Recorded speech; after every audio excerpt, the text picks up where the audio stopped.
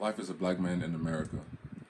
Life as a black man in America is hard, but it's not as bad as the media will portray it. Trayvon Martin was killed walking back from the store with an Arizona and Skittles in his hand by the man named George Zimmerman, who was a neighborhood watch. He was killed because he was in a predominantly white neighborhood and he was a so-called threat to the neighborhood. And the person that killed him got acquitted of all the charges.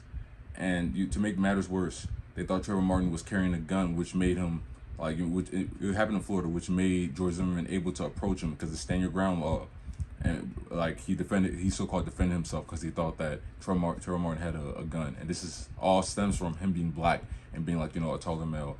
And what I'm gonna do this speech is just tell you how it is being a black man, and the certain things that certain things and tips that that you have to be mindful as a black man. First, I would like to mention black people are treated with racial injustices and prejudice when it comes to the court system.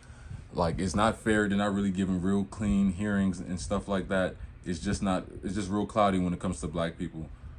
And you have to consider how us black people, we look at that. We call the police for help, and it's in the back of our head, it's we're almost calling to get killed because those are some of the people that hurt us, even though they're supposed to be the ones to protect us. So we find ourselves hitting our heads against the wall with problem with black on black crime. But now when you call the police to come help, it's now you might get killed by it. So it's either way, you might die.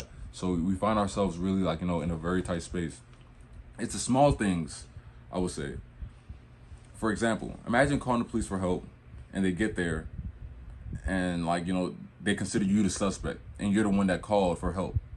Those are certain small things that as a black man that we are afraid of, and it happens on the daily, on the regular. This is because the system in a whole is just corrupt.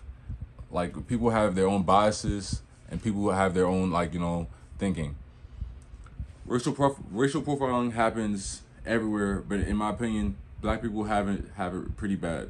There are many stigmas that are placed on African American individuals. For example, my fault.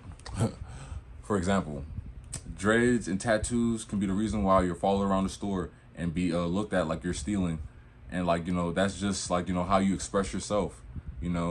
For example, right now, Young Thug is going through a case right now, and he's getting charged because of his lyrics, and he's an artist, so he has a right to express or voice certain things because it sells music. But he's getting charged, and they're using that against him. And this is a black man.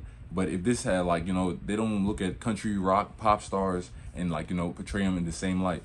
So it's just you can just hear right there the unfairness. And it's nowadays it almost make it seem like our appearance means more than the character and our soul inside.